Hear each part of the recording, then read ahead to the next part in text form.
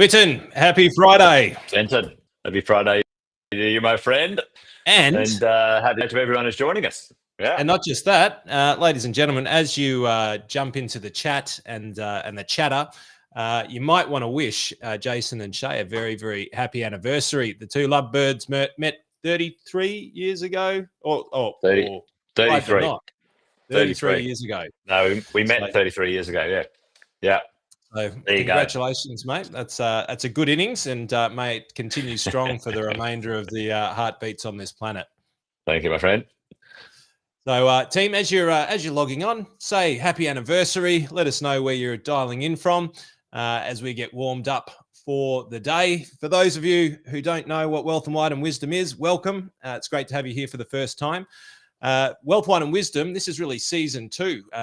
When COVID hit, well, fear went viral, but instead of echoing panic, we chose a different path here at Wealth, Wine and Wisdom, which was to bring facts, not fear, to the Australian business owners and investors, cutting through all the clickbait journalism that is just prolific at the moment and providing clarity and strategy and truth. Gosh, isn't truth an interesting word these days? And the results were extraordinary. You know, we helped save hundreds of businesses from bankruptcy during the COVID times, guided thousands of Australians through financial uncertainty, and empowered many to grow exponentially.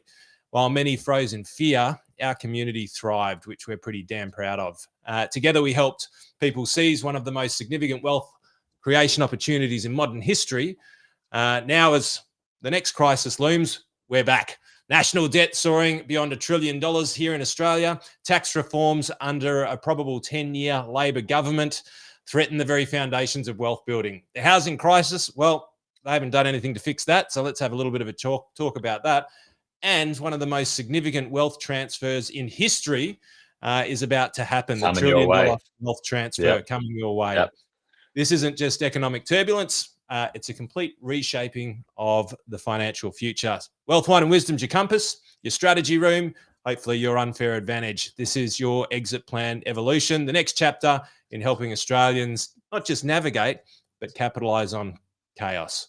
We'll decode political policy forecasts, making shifts. Jason will no doubt make 1,000,001 claims on where the future is going to be, and he's been right on most of them so far.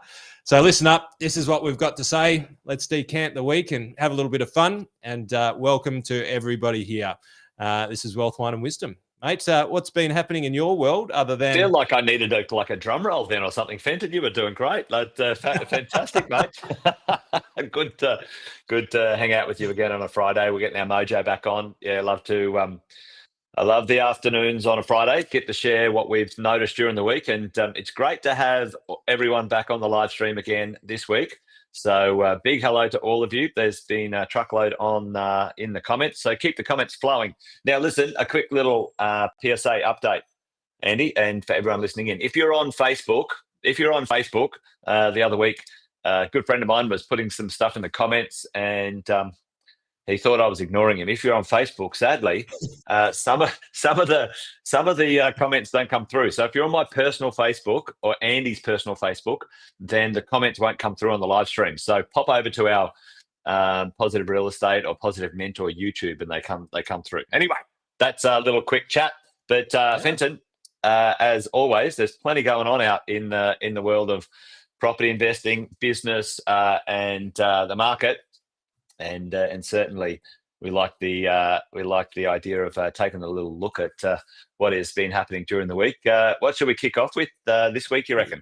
Just before we go, I reckon we'll do a little bit of a market update. But here, this was one of the reasons why we didn't keep doing Wealth, Wine and Wisdom is it was hurting our liver. And so this little device here, and it looks like a fairly wild little contraption. They're called Coravan. We should ask them to sponsor us. Yes. This is allowing us. Well, this is a cracker, an absolute cracker bottle of wine, which normally I wouldn't open. But with this little sucker, it's meant to be able to keep it pretty much in the same condition for months, per se years. So a good way of only having one glass of wine so we don't get too loose and stay on track. We shall see. I'm drinking the Levantine Hill from your neck of the woods, the Yarra Valley. That's a lovely drop. Not a bad drop, Fenton. So shout out to those winemakers. Let us know what you're up to for your drink this afternoon, folks. You might be sticking to the non-alcoholic, or you might be having a wine or two as well. So there you go. Oh, there we go. D knows what's up. It is a beautiful bottle of wine, D. So, and the beauty is I don't have to share it with anyone. It's amazing. I can have it with you guys, or sharing it with all of you right now. So, team, why don't we? Sonia doesn't understand. How can you just drink one glass of wine? That just doesn't make any sense. I'm with you, Sonia. Anyway, I think it's got something to do with longevity. Well, there you go. Well, yeah. What's in your neck of the woods, mate? Let's do. We thought we'd do a few things as we come back for Wealth, Wine and Wisdom, folks. A little bit of market update from Andy and myself. We got some commentary coming your way about some things the number one menace is up to. Put it in the chat as we wrap it on. Who's the number one menace? You guys know the drill. The number one menace, absolutely out and about and causing all sorts of ruckus at the moment. But Andy, should we kick off with a bit of a market update? You want to do the honours? 100%. Let's jump into it, because team, most of the time when we have our market updates on the news, you see what's happening daily, right? And ultimately, I don't know. For most of you, if you try and invest on a daily basis, we call, or Jason calls them, good time Charlies. I call them temporary citizens, because if you're literally investing for 1 or 2 days or a year, you're generally going to fall off the edge of a cliff, right? So it's about taking long-term views. But unfortunately, long-term views don't really sell newspapers or advertisements on the news. But let's have a look. Just what's happening around in the world. So instead of giving you the daily update, we're going to give you something that's actually reasonable and tangible, which is we're going to look at monthly updates, month to month, yearly, and 5 years. So what do I mean? We're going to look at performance returns of different indexes and have a little bit of fun with it. Over 1 month, what did it do in the last 30 days? What did it do in the last year? And what did it do over the last 5 years? So, team, those of you who have been invested in Australian equities, it's been a good month, 2.68 up for the month. For the year, it's 14.8% up for the year, the ASX 200. And that's over the last 5 years, that's not a bad combined return. Yeah, it's not a bad. Well, this is all up. This isn't compounding, but over the last 5 years, you would have done 46% total return. So that's ASX 200. What is it? It's the top 200 companies in Australia by market capitalization. Yeah. The same thing over in the US, which is our friends across the ditch that are doing all sorts of stuff. Well, it's not across the ditch; it's over the other side of the world, isn't it? The S&P 500 is the top 500 companies in the US, listed 500 companies in the US. So in the last month, you've done 1.8%. Last year, you've done just short of 20%. And over the last 5 years, you've done 89%. Them some good numbers, Fenton. Them some good numbers. Yeah. But you know what? We've been talking about tech, and one of our sort of opinions that we believe is that everyone should have a big exposure to technology, because absolutely, that's where the world's going to go. So I've ripped a couple of technology indexes out here. So the NASDAQ 100 is effectively the US market, but it strips out all of the financial stocks, and it's the top 100 non-financial stocks. Now, most of those stocks are tech companies, right? So this is almost like a tech index. So over the last month, you would have done 3%. Over the last year, 27%. Over the last 5 years, you've done 109% in the NASDAQ 100. And our old favorite, which we used to talk about a bit, which was the FANG. And the FANG index, ladies and gentlemen, is Facebook, Amazon, Netflix, and Google. Of course, Google's listed name isn't Google, it's Alphabet.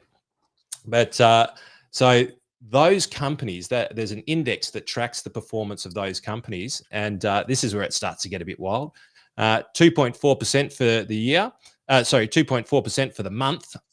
43% for the year, and 157% over 5 years.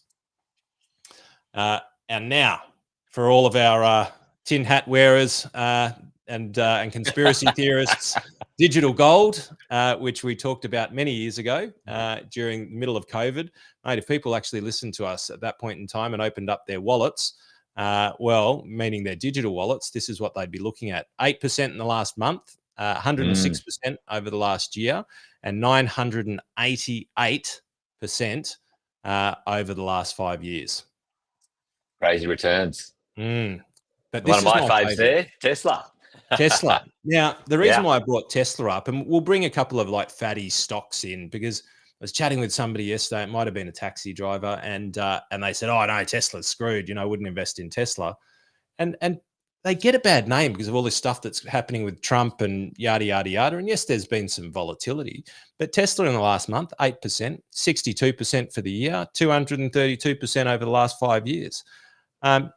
Not too shabby, my friend, for an investment in a single company. And ultimately, when you start to go, well, what's the truth behind these statements, and what's the impact that the whole Trump thing has had when it comes to Musk? Well, ultimately, it's impacted, but Tesla is still going very, very, very strong. So things are good overall, and the reason why we want to bring you this is to be able to look at returns over the periods of times that you invest, not the daily drama and the price movement on a day-to-day basis, which effectively means nothing.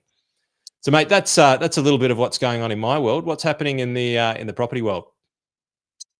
Well, I tell you what, those returns are pretty impressive, that's for sure, Andy, folks. But we've reached an almost pretty critical milestone. The average Australian house dwelling price reaches $1 million. Now, there's depends on how you do the average and the median, but across whichever way you measure the damn thing, it's expensive. If you didn't already know, out there, and the quarterly change for capital growth is not too bad when it comes to the real estate market. Certainly not as heady heights of 700% XRP digital gold. I love it, Jeff. Absolutely love it. Absolutely love it. That's a pretty big returns. I'm happy for you, man. That's good news. Make sure you take a few dollars off the table as you get in there. I always say when you invest in those sorts of things that are reasonably accelerated and maybe volatile, if you could get your capital that you put in back off the table ASAP, your return, once you've got your cash back from your capital, is then infinite, Andy, and the risk is zero. Yes. So that's what I always say. Like, it's an interesting one, how I sort of structure.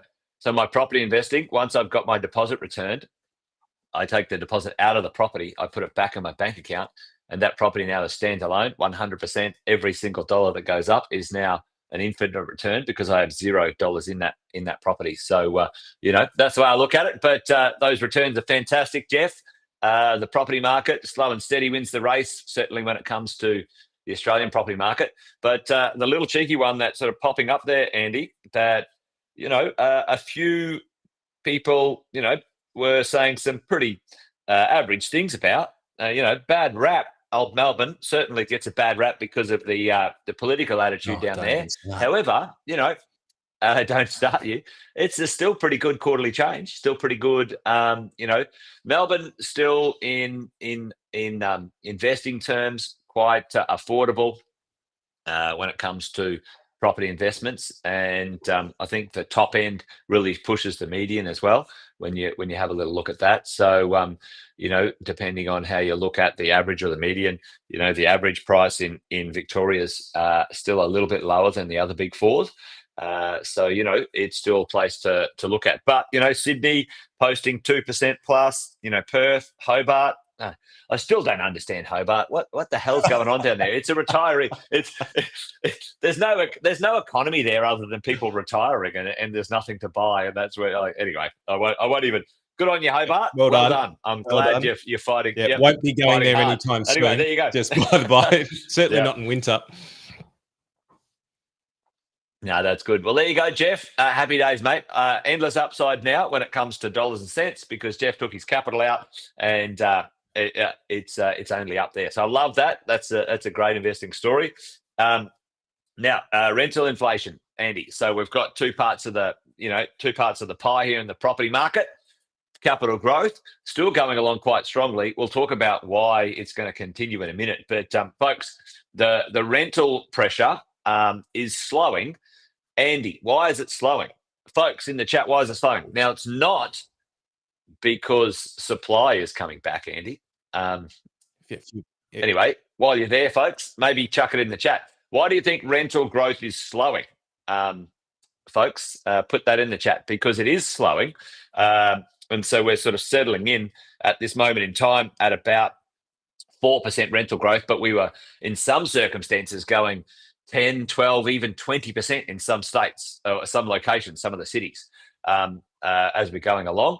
So, that's, but, 4%, 5% rent growth over time is Cass is on there.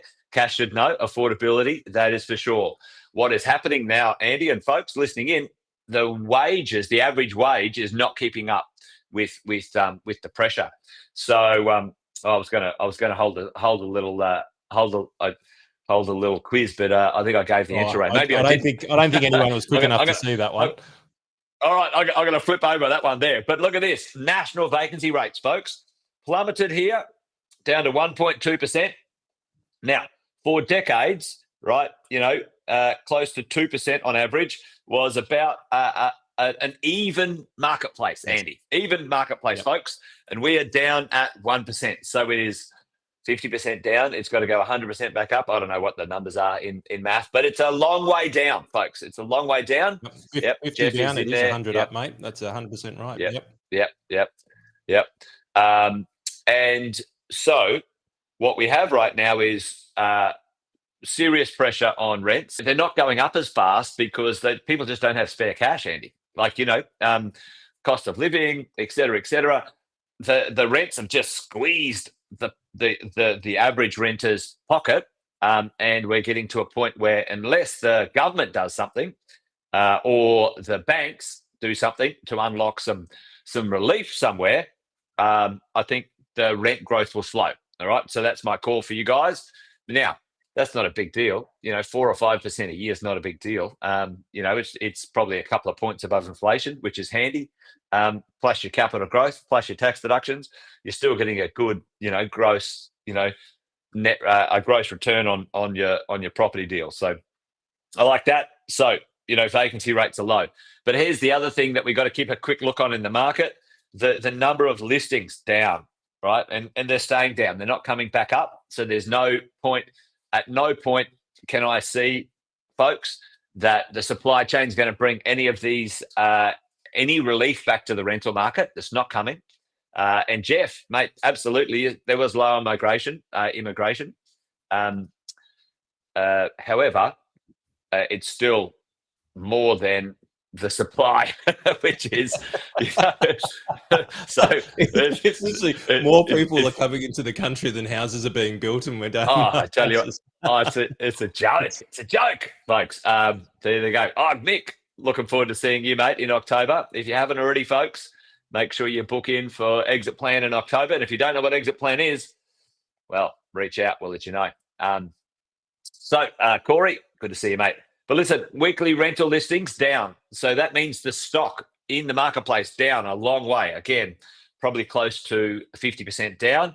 And total property listings for sale, Andy, is down about a third as well. So, maybe even 40%. So that's your market update. Buy well, never sell. Well, I think the challenge is too, I don't know if you were looking around just recently to find something to move to. There wasn't a lot that you were inspired to sell where you were and move, right? And that's a common story with a lot of people. They're going, yeah, okay. Usually what happens is that they'll sell one and there's plenty to move to, and there's just not enough stock on the market for people to motivate to be moving. Or, like you and I have done, you calculate the damn stamp duty price, Andy. It's ludicrous. The changeover cost of buying a property can sometimes be pretty prohibitive, I can tell you. So and these Muppets think by taxing it more, it's going to bring more properties to the market. I mean, talk about counterintuitive. It's not going to bring more properties to the market. There you go. Strategically sell, Nigel. Well yeah. Look at Fenton smiling now, Nigel. He loves it. Well, so that's the quick sort of market update from me. There's no relief in sight, Andy. There's no relief in sight, folks, when it comes to the property supply. There's still plenty of tightness in the rental market. Now, there's ebb and flow depending on where you are, but in general, the property market's tight. Cass is on tonight as well. Cass, runs Positive's property management team across the eastern coast of Australia. So if you need an expert, reach out to Cass. And but yeah, there you are, Andy. Bit of an update. There's pressures on the market. Yeah, look at this. Courtney just moved. I mean, Gold Coast is ludicrous, like insanely ludicrous. Courtney moved 40 applications for one rental. That stuff is just mind blowing. It's just loony. You should have seen the BS on the news too, Jace. I wish I had the article now. It was talking about how that market was just totally inflated and it was about to get crushed by supply. Like holy smoke! What, the Gold Coast? Yeah. Oh, they can't build anything. It's like anyway. One quick thing, folks, while you're listening in.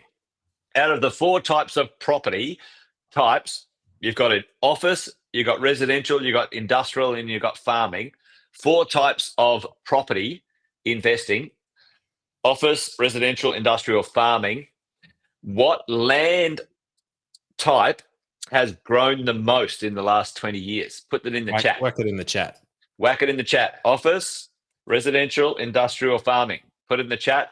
Yeah, absolutely and wild, Courtney. Indeed. Just while they're putting it in the chat, Jace, a little anecdote on this, because people say, well, prices can't still go up, and I think we've talked about this before. Like I lived over in Europe, New York, and what happens is that the yield doesn't always chase yield doesn't always chase, right? Capital growth can exceed it. And what I mean by that is you can't buy in centre London at the moment, or maybe you'll be able to soon. I'll show you some stuff a little bit later on, or in mid Manhattan, like it costs an absolute fortune for a shoebox, and the rents are only a minuscule proportion of that value. And this is what happens when you end up with, it was density over there, right? And ultimately to get into the market just kept on going up and up and up and up. But then density needed to change. So houses went from 4-bedroom houses to 3 lots of 4-bedroom units. The density increased. Well, density, and also, Andy, sharing with people. You go to New York, there might be 4 people who live in a 2-bedroom apartment, and they share. So this is the thing. At the end of the day, the process changes. We change. People change. But everyone's onto it, though. For Andy, everyone got. Which one was it? Well, I think. Who was first? But they got it pretty quick. Mick got it first, farming. But yeah, Nigel was on it. Tash was on it. All on the farmland. So it's interesting. Jeez, everyone got it.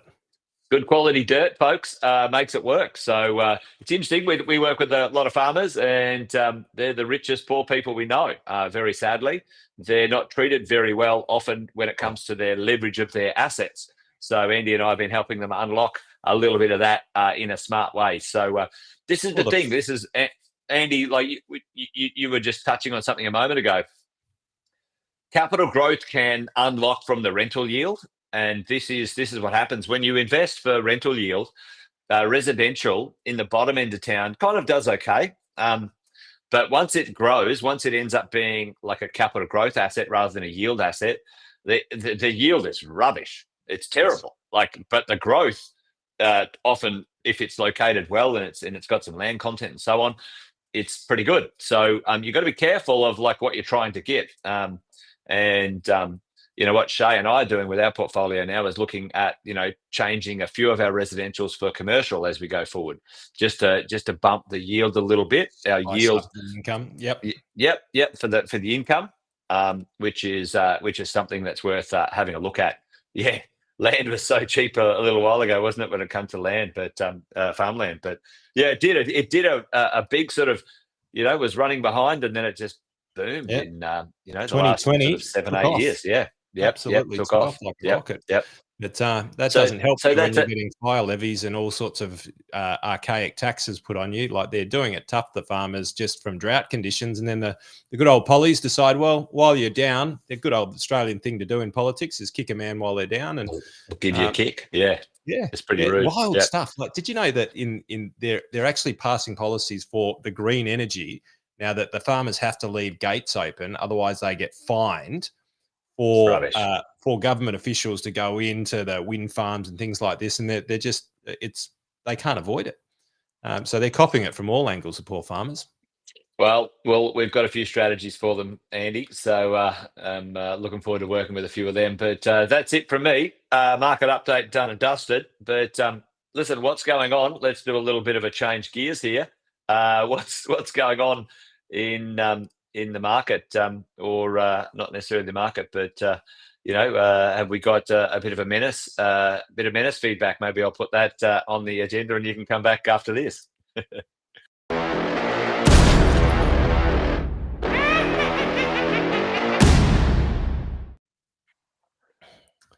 All right, who's the number one menace today? Who's on the agenda? Let me get my slide up. So, look, I do have to make it a little bit of an apology from last week, where I likened Jim Chalmers to the gopher from Caddyshack. However, but it did actually get me wondering, because with some of the stuff that they're doing in politics at the moment, like taxing the economy to death in order to be able to be productive, is so counterintuitive. So when I did see this, I did think, Jesus, I wouldn't mind smoking what they're smoking, because clearly they're having a good old time over there. But I did see this one policy where I'm like, okay, maybe what they're smoking is starting to have an effect, because one of the policies where I actually looked at it and thought, hey, there's a lot of opportunity in this, and this goes to the menace later on, but ultimately legalizing cannabis and then taxing the living daylights out of it, smoking the tax, as the chipmunks say, or the gophers say, actually quite a smart idea. You and I were chatting about it earlier on, Jace. You educated me on this, that California was actually a broke state. Yeah, a broke state, and then they legalized cannabis, and ultimately, they pulled themselves out of bankruptcy, which is quite incredible. That's exactly what happened. Yeah.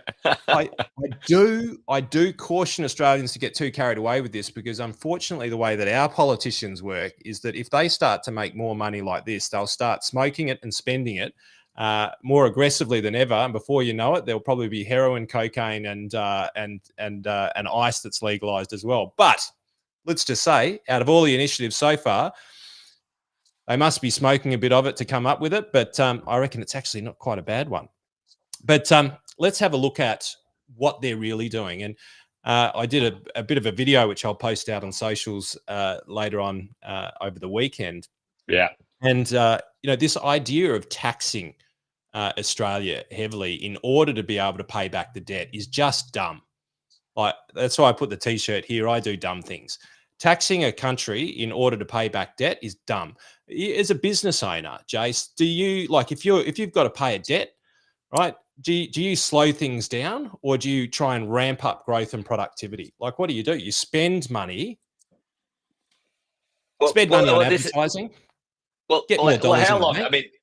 I mean, everyone on the call today is a business owner or a property investor, or a combination of both. How long, folks? How long do you think you would last in business or in investing if you treated money like the government treat money? Hang on, I've run out of money. I don't need to operate at a profit. I don't need to operate with budgets. I don't need to be accountable to the money I spend. And then what? When I fuck it up, you know what I'm going to do? I'm going to pass on that fuck up to you, the taxpayer. Man, I will keep my job, but you know what? You're going to pay for it. How's that bullshit? Like, oh my Lord. Yeah, not long indeed, Gabrielle. Yeah, it won't happen. Yep. When we're young, it's the bank of mum and dad, right? You screw up and hopefully you've got the bank of mum and dad. Now the government's going, well, it's the bank of mum and dad again, because it's mums and dads who are making the money. So let's tax it. Yeah. Yeah, there you go. Like you tax things too far. Jimmy's saying here, you tax things too far and then they go black market, underground. Like, people will do things anyway, get there, whatever it is. Like, it's just crazy, isn't it? Yeah. Yeah. 100%. And look, in Victoria, we've had some significant crime in Victoria on the back of high cigarette prices. We've had like, literally, there's a mafia in Victoria, and I think it's now all around Australia. They're making a fortune off illegal cigarettes, and it's a byproduct. That the crime comes from high tax. That's where the crime comes from. High tax created significant crime. High cost of living, right? High tax, high cost of living. And then crime. it goes under. Yeah, high crime. They're absolutely linked. Yeah. So let's have a look.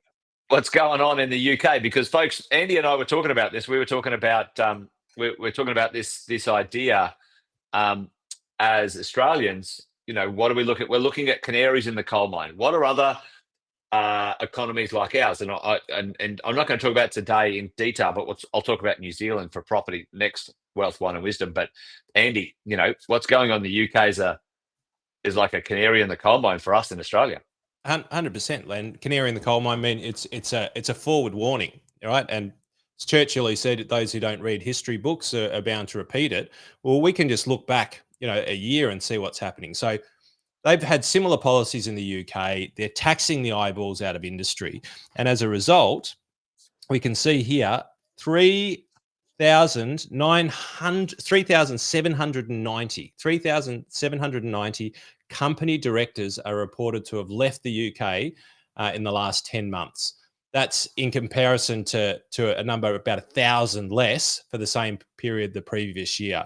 And just recently, it's gone up to 691 in the month of April alone, which is 79% up from last year and 104% up from the previous year.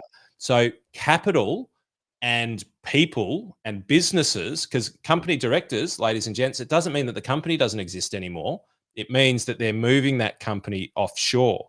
And so, when we get stuck as business owners and when we have problems and tax is a problem, we look to try and solve that problem. And unfortunately, what's happening, and you can see this, this is called the millionaire migration. Millionaire migration, yep. So this is another way of saying the same thing. We can see here that the green is where millionaires are entering the country, and the red is where they're leaving. Now, the UK, for its size in comparison to everybody else, I mean, China's a couple of billion and they're only at 15,000, right? UK is nowhere near that size, and they've got 9,500 that left in 2024. And then you look at the people who are picking them up: United Arab Emirates, Singapore, Australia, probably only because we've got a great place to live, but we're sacrificing that with what we're doing. Switzerland picking up a lot. If we have a look at some of the best best countries as far as imports are going at the moment, it's the United Arab Emirates. The US has still got net in as far as millionaires are concerned. Italy, Switzerland, Saudi Arabia, Singapore, Greece, funnily enough. Maybe they're just joining the Greeks and going, look, we'll move to Greece and we'll never pay the debt back. Well, that's right. They're taking their debt and go, mate, I'm now a Grecian. Is that what you're called? Are you called Italian? No. What are you called if you're Greece? A Greek. A Grecian? Yeah. Hey, I love it. Grecian. Oh. I like it. We'll call them a Grecian from now on. That's the way. And Brad's onto it. Like, this is the thing. Like, they won't come here for long if they land here, and then we've got these loony politicians starting to tax everyone for nothing. Yep. Well, this trend for moving to Italy. Yeah, Gabrielle. Yep. What is Pipiaci molto, eh?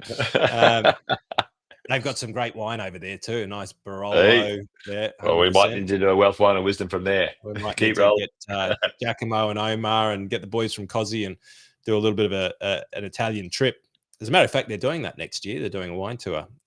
Anyway, UK, this is a forward warning for us in Australia, because if we allow the government to continue to tax, this is going to happen as well. It's never been easier to port your business into a different place. And they're already trying to find rules in order to be able to stop that taxation. But you will see money fly out of Australia. It's happened before when they started to try and tax big companies, and they just moved offshore. And if you listen to Kerry Packer's House of Reps inquiry back in 1991, he said, Andy, 1991, back in the day. Back in the day, he said, we are doing business with people offshore, and they're saying, you can't work with Australians. It's just not possible because they keep changing the laws and the goalposts. And every time you take you change the law, you take somebody's rights away. And the people that are losing, whose wealth that you're pissing up at the wall, don't thank you for it. Nothing's changed. We've just gotten worse at it. And now we've got to be very, very careful, because if we turn into the UK, we will become the poor labour source for probably the east coast of Australia, which will become a Florida destination for people around the world. Yep. So, mate, that's the number one menace in my world at the moment. And, mate, they are running thick and fast and don't have any signs of slowing down. And let me just quickly share something here, Andy, like just on the back of that, because this is like, I think this is interesting on the back of your conversation, which is, the Australian birth rate is down, right? So at the end of the day, like, if we think about what you just said, all right, we want to attract people to this country, because you have to. Now we've got immigration. Now we want high quality immigration. We want financially valuable immigration, and our we've got some of our lowest birth rates on record going on. So for all of us as if we're going to compete in the world market, we need to be on that, right? That's irony for you. Like today with Tinder, you would have thought birth rates would have been through the roof, wouldn't you? It's never been easier to jump online and meet someone. But wow. Well, mate, we go a left-hand turn on this one, but young people are having less generation aren't keeping their end up, so to speak. No, they're not. They're having less sex than our father's generation, our fathers and mothers' generation, on average. Sex. Yep, less sex. This is the funny thing.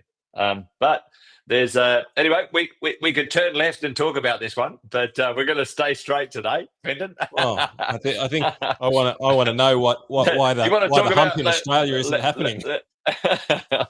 Yeah, indeed. Well, there you go. But anyway, this will turn you off sex. Tell us about Chalmers.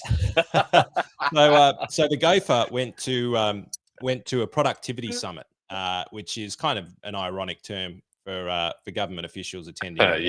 Productivity summit. Lack of productivity summit. Yeah. I love this. This was a great article, and this is worth a read, right? Because top directors sat around a table with Chalmers and said, "Ditch tax and company focus directors, on growth." Yeah.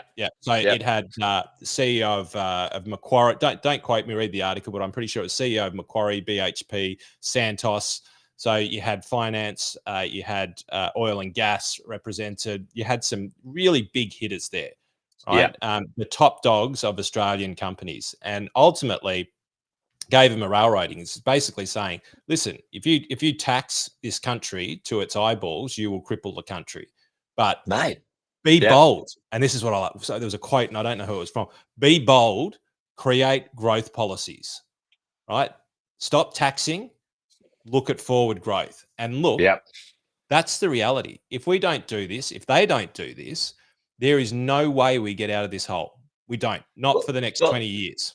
Well, I can tell you what, if these arseholes didn't like jam me for payroll tax, I pay $500,000 a year in payroll tax, right? I could hire 6 to 10 more people. You'd still get the tax back, you bloody wankers.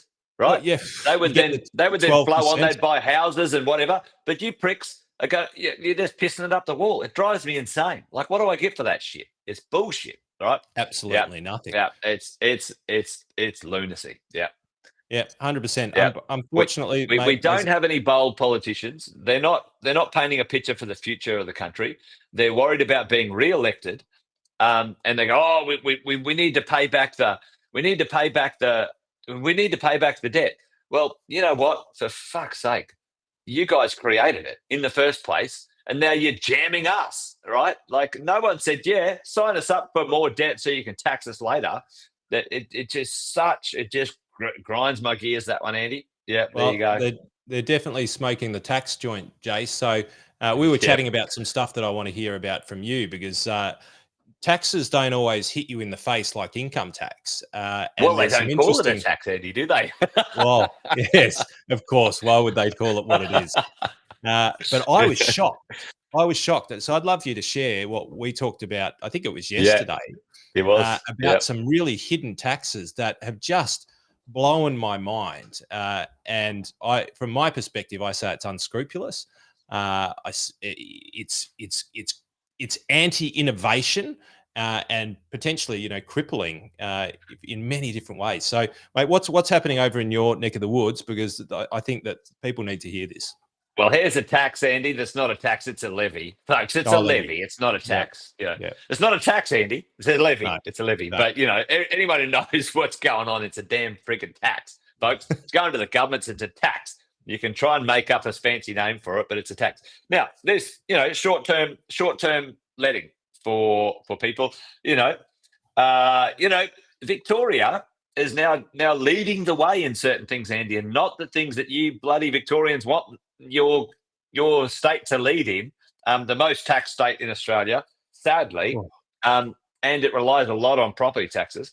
But listen, here's the drill: a levy. See how here we go. There's their word, like levy. Yeah, it's not a tax, Andy. It's a levy.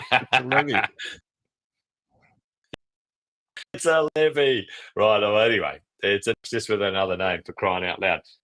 0.5%, 5% levy on short stay accommodation platforms. This is an interesting thing, though. This is crazy, right? 7.5% levy. Yep. Holy shit. On short stay, right? So it was announced so we can improve housing affordability and build 800,000 homes. So here's the drill. They fucked it up.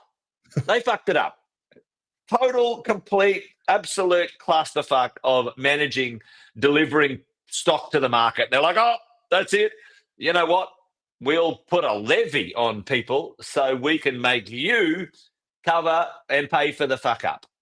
The rich people should do it, not the government. Don't make us take any less pay or any less frigging benefits or not be able to hold on to our job because we fucked it up. No. We'll just pass a levy on to people who are actually making some money. Yep, arseholes. But anyway, there you go. Canberra's in on it too. They're having a crack at 5%. There's a couple of other states. Hobart's considering it as well.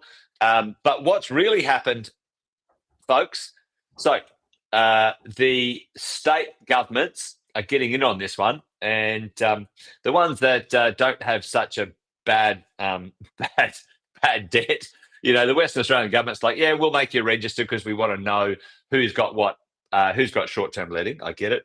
It's a gateway to charging you later, but they're not charging anyone. But this is the thing; it's crazy, right? So not only does the national government charge you on the income that you earn from an Airbnb property, Andy. Now the state government's got a handout for a levy, right, which is a tax on a tax, for crying out loud. Folks, it's a tax on a tax. You've already paid tax on that money. Now they want to tax you on the money you've already paid tax on. Bullshit. And get this. This is the interesting thing, Andy, this is what happens. From the 1st of Jan 2025, right, it includes the cost of the stay, GST. That's a tax already. So you're going to pay a levy on GST. It's a tax on a tax, folks. It's a tax on a tax on a tax. There's no other way to fucking say it, but they've said it another way. And cleaning fees as well. And Andy, it's not your net, right? This is the bullshit. It's not your net profit. It's not like after your running costs. It's not after your debt. This is the lunatic. Well, no, that's income tax. It's like, oh fuck, you can't even offset your costs against the 7.5%, right? It's oh well, my net result was X. It's bullshit. Straight off the top, folks. Off the top. And guess who they're making? Guess who they're making collect it, folks? Guess who they're making collect it? No, they're making the platforms Airbnb collect it and remit it. Oh, that's Look, that's probably the only smart thing about it. Isn't it? It's the only Well, smart there you thing go. about it. Listen, Airbnb, you guys are going to collect it and you're going to remit it, and quarterly as well. If you're doing all right, if you collect more than 75 grand, let's say, because I've got a bunch of clients, I've got a number of clients who've got 6 or 7 properties, and they did really well, right? You know, 300-400 grand a year in revenue. Now what happens is the government reaches in quarterly into Airbnb and takes their 7.5% out, plus the GST, plus your taxes, plus the rates. Fucking plus, pricks. Anyway, there you go. That's what's going on, Andy. It's like walking into buying a car, isn't it? Oh, do you want the midnight pack? Do you want the stereo pack? Do you want the wheels? Of course, I want the bloody wheels. Yeah, it's absolutely. And here's the thing, Jace. I'm with you, Steve. Don't re-elect them, Andy. I don't know. We still haven't cracked this code. How did the Victorians re-elect the worst government in history? Anyway, no idea. No idea. Probably lack of a better choice, right? Yeah. Well, that's true. There was pretty shit choices the other way. Yeah. Anyway, 2 things. Number one, how the hell is that going to produce more real estate? Right? It's not going to produce any more real estate. It's just paying more tax, and there have been taxes, and I can't remember them. I'll talk about it next week, actually. That there are specific taxes that were designed that had to go to the purpose of what the tax was for. Right? If that was the case, and you were accounted for, you're like, okay, at least I know what I'm getting, right? Yeah. It was Medicare. Yeah. Medicare levy was at one point mandated to go into the medical system. They removed that mandate now. So now the Medicare levy doesn't have to support the medical system at all, and probably doesn't. So cents in the dollar of that actually end up in the medical system, even though it's a medical tax. Right? And that's for the politicians to have interest-free loans or tax-free loans to pay their their tax. They get low interest, unsecured loans for them to pay their tax bills, and probably never will. Right? But number 2, though, Jace, is there's a thing, because obviously I've been in international investments and international markets before, and so when you deal with investments offshore, there is a specific thing. It's called the double taxation treaties. Right now, we have about 47 of those globally. Yes. Right? Yes. And the whole premise of it, and I'll read this. The purpose of double taxation agreement is to prevent the same income from being taxed twice, once in Australia and once in another country when it flows across borders. The purpose is to avoid double taxation, ensuring taxpayers aren't taxed twice on the same income, prevent tax evasion, promote trade and investment, allocate blah, blah, blah. Now, we have this treaty that was designed back in 1940 or something like that, right? And now we're actually creating double taxation in Australia. And the reason why it's allowed to happen is because it's called a levy, right? Yeah. Because otherwise it's not allowed. A duty, a levy, what else? A rate. Like what other names are they coming up with it, folks? Put it in the chat. Let's expose these bastards. Right? I've got a duty, a levy, a rate. Whack it in the chat, and this is as at the beginning of this calendar year. Whack it in the chat, team. How many different types of taxes do you think that we have here in Australia? While everyone's coming with that, how many taxes? How many taxes we got in Australia? Because I'll finish that bit with the short-term letting. Actually, the Victorian state government passed a law, and it's a tariff. Yeah, that's a good one, tariff shades. They passed the law, and most of the states have implemented as well. A body corporate can ban short-term letting in a building if they get 75% more of the voting rights. A local council is actually charging another fee on top. So the state government charges a fee, the local council charges a fee, $300. And then the building manager, if you're in a multi-strata building, can ban it or charge you extra maintenance. It's like lunacy. Anyway, far too many, David. Yep, there we go. 401, Jeff reckons. 401, that's a very specific number. Gabe reckons about 60. I'm with you, David, 100%. Far too many. Far too many. Yeah. And weirdly enough, I got this from the Productivity Commission report by the government. So the government looking at itself and its productivity, and then identified that it had too many taxes. This was in their own report. 127 types of taxes. Excises are the other ones. That's another one. An excise. It comes up. Have you seen those videos on YouTube? Oh, Andy. Now we've got to tax some people, but we need another name. Call it a donation. Oh, a donation. Yeah. That's funny. Leak says 404 can't be found. And look, that number's going to skyrocket with all of the things that are happening. And ultimately, team, the reason why we're bringing this to your attention is that we want to make sure that you know where these taxes are, so that you can start to figure out how to position yourselves to minimize the impact on you. And that's really one of the keys of the kingdom. And ultimately, we can't stop these lunatics from doing what they're doing, and we don't agree with their policies. They're always going to do weird stuff, right? But you've got to be ahead of it, Andy, and then you've got to do something about it. Yeah, absolutely. So it's probably not a bad time to whack this up. So if you guys are there and you want to listen to some of the strategies to be able to manage this as business owners or as investors, more than welcome to come along, hang out with me at the Freedom Machine, spend about an hour and a half chatting about different strategies to be able to manage these things. If you want, just scan the QR code there, and you can come along, hang out for 90 minutes with us, and we can strategize around how to navigate these things. And we've got a little bit of time left tonight. Might go through a little bit of a teach piece, but we may not have time. But ultimately, the reason why we're rabbiting on about it is, firstly, last week we talked about land tax for people who work from home, business owners who work from home. Land tax. And it's a double up, isn't it? Like, so, because if you get caught with Airbnb, you got 30 grand, and then you've got then you got land tax. So you got land tax, you got the Airbnb tax, you're already paying rates on your home. Like, it's a joke.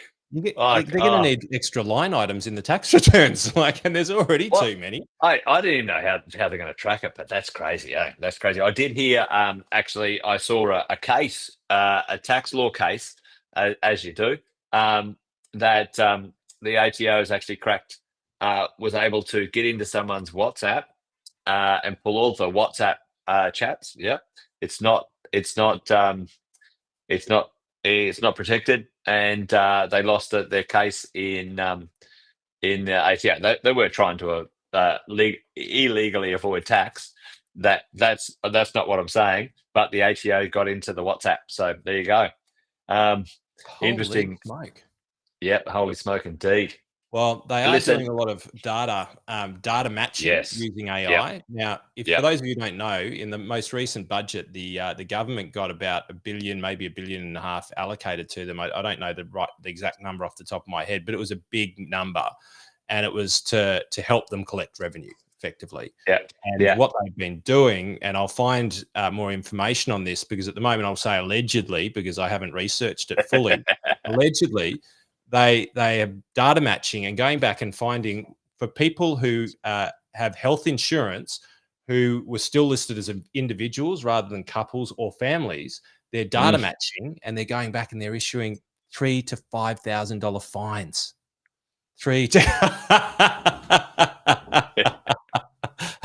I wish they and one of our goals with the Freedom Machine and what Jason and I are doing in these education spaces is to try and create more people with a Kerry Packer mindset.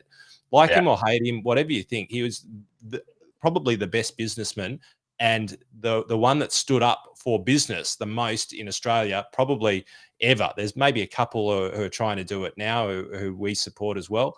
But the guy had Australia's best interest in charge. He was a businessman. He was all growth, and we need more of that mindset, and need to minimize the amount that's going to waste. And it's not even about it going to the politicians. It's just going to unproductive sources. Well, here's another unproductive source. Now, listen, I think it's lunacy that the government does first-home buyer grants and bits and pieces. I think it's lunacy, Andy. But I'm not one to shy away from taking advantage of it. I've encouraged all of my clients to do it as well. But check this out. This is something. So there's a government guarantee for buyers of homes. Now, it doesn't have to be a first-home buyer. You might not have owned a home for 10 years, or you can be a first-home buyer. Guess what, Andy? Guess this is the thing. This is the waste of money. This is one of the things I'm going to talk about next week. This is a little bit of a tidbit, right? The home guarantee scheme, right? And I was like, well, how do they guarantee? What are they guaranteeing? Well, it's not a physical security like a mortgage. Okay, fabulous. So they guarantee the purchaser. Read this. Check this out. The government guarantees essentially to cover a portion of the loan up to 15% if the borrower defaults. But hang on. Whose money are they guaranteeing that with, Andy? Tell me, folks, whose money is the government guaranteeing this 15% with? Whose money? Would it be Albanese's? Well, it's not his. So they're saying, oh, we've got a housing problem. We'll tax you more, and then we'll give it to someone else to buy a house that probably they couldn't afford anyway. So they need, ours, exactly, Gabrielle. Like, that's. I'm like, how are they securing this? Because this is interesting. I want to know, because I've been in this game. Andy's been in this game. It's the taxpayers' money. They're going, oh, listen, take from the rich and give to the poor, or whatever you want to call it. It's lunacy. This is crazy, right?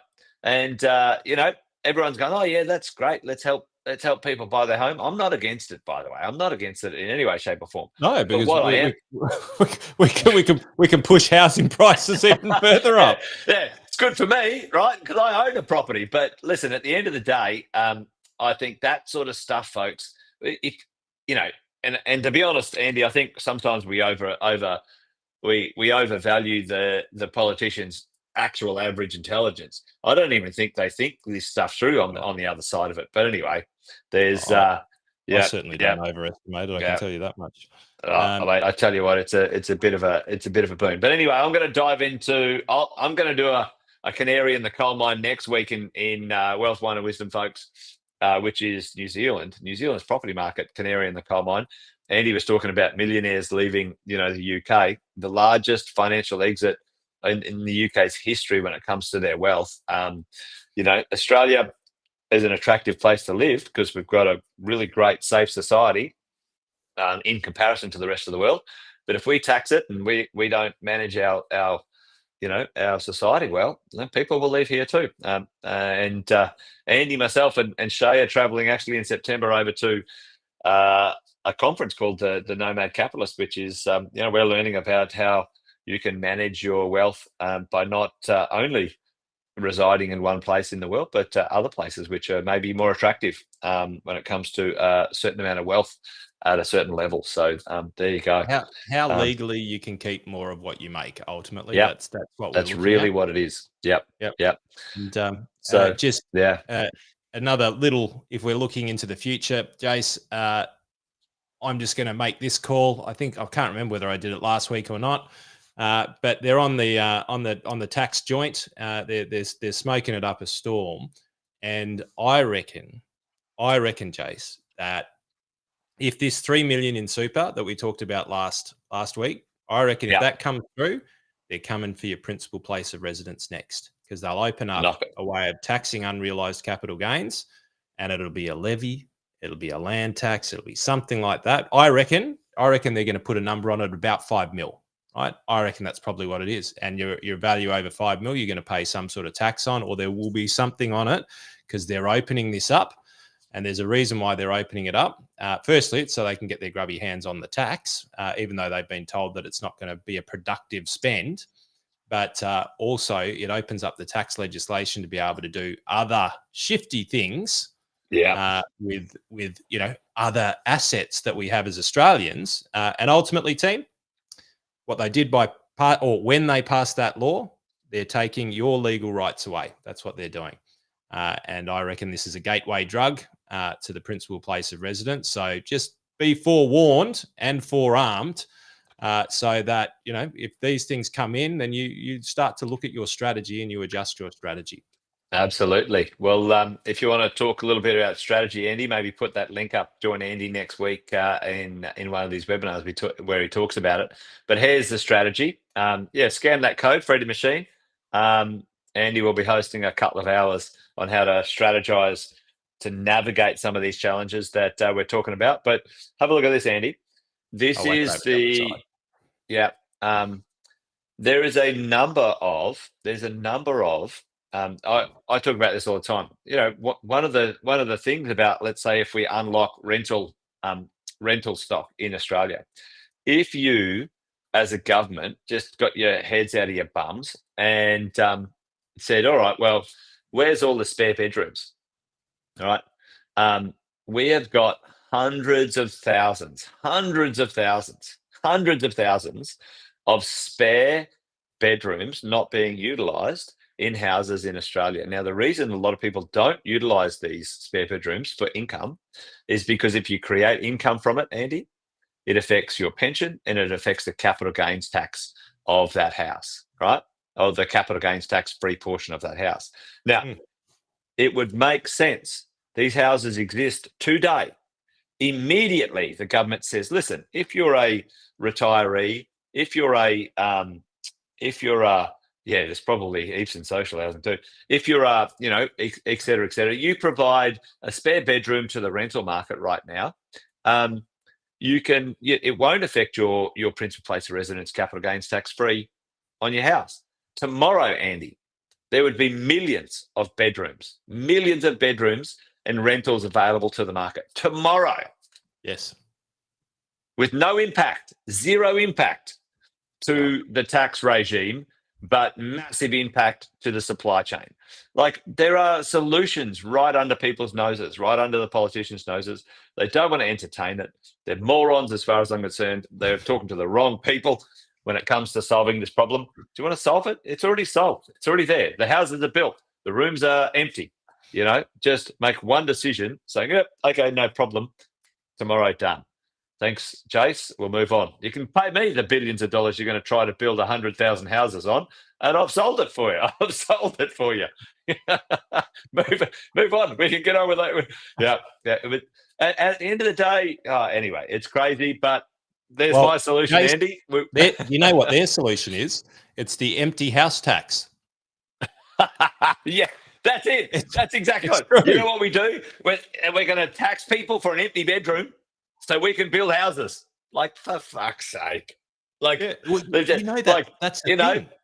That when you only got a hammer, everything's a nail. Eh? When the only tool you've got is a hammer. Just walking around Parliament going, what? Bang! Bang! Bang! Tax hammer. Actually, that's a good skit. We'll go the tax hammer. Anyway, there you go.